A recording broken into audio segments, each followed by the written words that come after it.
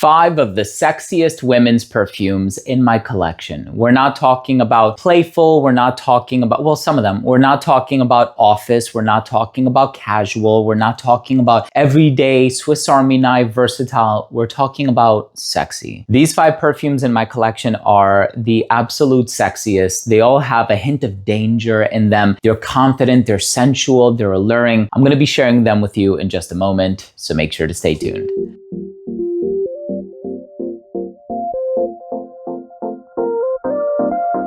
Now, before I begin today's episode and I tell you about these 5 incredibly sexy women's perfumes in my collection, I'll tell you why I love them so much, what they have to offer, what they smell like, why I have really taken such a strong liking to them. I want to start the video off first by saying that if you're a fan of fragrance-related content, and of course, if you love smelling your best, hit subscribe, hit the bell, and give this video a thumbs up for the algorithm, as it would really mean a lot to me. And here's the thing, a lot of these fragrances can be sampled at Split.com. I'm gonna drop all of the links down below for your convenience. They are affiliate links, so if you don't mind supporting the channel in a small way, I would really appreciate it. And of course, I always recommend that you use ScentSplit for services like these, just because you can try the fragrance on your skin, pick up a small decant, whether it be 5 milliliters, 10 milliliters, see if it gels with your skin chemistry, and if it is to your liking, you can go ahead and commit to the purchase of a full-size bottle. But of course, I want you to sample first. I usually don't recommend blind buying, no matter how safe the DNA is. Let's talk about the first one that is so incredibly sexy. And of course, I love pretty much everything that this brand puts out, by Narciso Rodriguez. This is Fleur Musc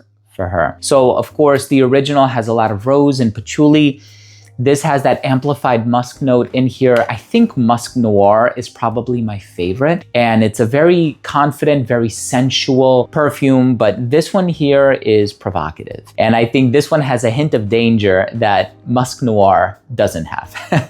So I really love this one. It is so sexy. You're going on a date, a romantic scenario. If you're hanging out with the guy or, you know, your significant other, and you're going to a really fancy, classy restaurant, you want to smell elegant and distinguished, this is the perfume for that. Now, the next one that I would recommend is actually the brand's take on a very expensive fragrance for women. And if you're familiar with Guidance by Amouage, that's what you're gonna get from this fragrance. I think the bottle itself is so elegant and sexy, and the name is provocative as well. And it's called Bain al-Asrar, which is an Arabic phrase, and it means between the secrets. And this one is by Paris Corner. So it's the brand's take on Guidance, which is floral and hazelnut, and it's this very sexy, sensual, and provocative fragrance.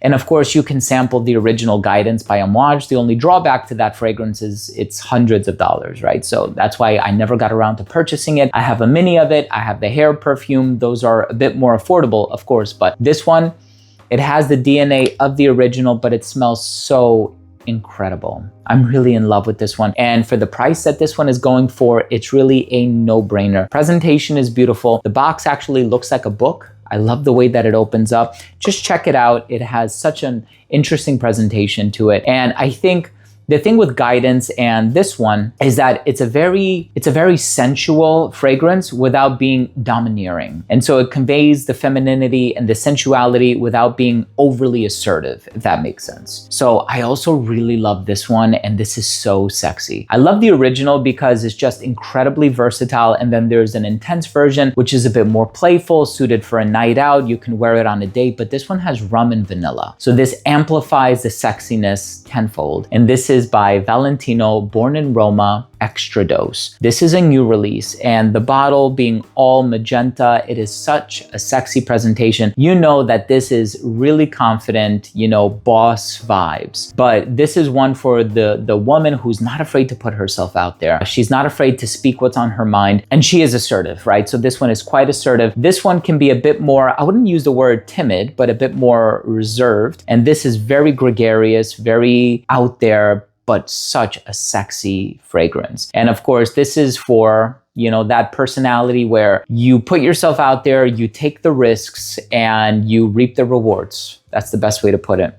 Now, this one may or may not be on ScentSplit, but again, I'm not curating this list according to what's carried on the website. I want this to be an organic list, but I'm also directing you to the website so that at the very least you can sample these without having to blind buy them. I also really want to talk about the brand new fragrance by BDK Parfum, and this one is called Impadia. So this is a combination of the words imperial and day, so it's Latin, and this is a beautiful rose-based fragrance, 2 varieties of natural rose in here, bergamot in the opening. Such a sparkling introduction. It's so creamy and velvety. You have sandalwood in the dried down, a hint of vanilla. It's such a beautiful fragrance. I think I've heard the narrative of some people online saying it's kind of a hybrid between Amouage Guidance and Parfum de Marly Delina. I think there are elements of each one of those fragrances in here, but ultimately it does its own thing. It is such a beautiful fragrance. If you can go out there and get your nose on this, the sensuality that is conveyed and the femininity that is conveyed by the color gradient on the bottle here. And I was speaking actually last night to the owner and the founder of the brand, David Benedek. He lives in France, but he was here in New York, and he was talking about how the first fragrance that he ever put out, which is called the Bouquet de Hongrie, and it translates to Hungarian bouquet because his grandmother was Hungarian. So that was the first floral that he's ever done, and he wanted to come full circle with Impadia by releasing another floral dominant fragrance. And of course, along the way, we've also had Tuberose Imperial, which is absolutely stunning. Not sexy though, but this one is so sexy. Let's talk about the perfume in the #1 spot. And it seems like there's a bit of a theme here, but I think all of that happens, you know, after the formulas have been settled upon, because a lot of these bottles are similarly colored. And this one is so sexy. I mean, this is the girl who's always playing hard to get. She is the one that everybody's eyes are on her. Everybody wants their number in her phone book, in her contact list, as it were, or Rolodex, if you're the older generation watching this video. This is a beautiful, sweet, seductive, slightly sugary, very confident perfume. You have to have a certain level of confidence to wear this one, I think. But this is marshmallow, orange blossom, vanilla. It is so sexy. And of course, with that breakdown, it can either be one of 2 fragrances, and it's none other than Oriana by Parfum de Marly. What a stunning fragrance. If you have any experience with this, you know just how amazing it is. And I personally love this bottle. It's my one and only bottle from the brand. And on occasion, I love wearing this too.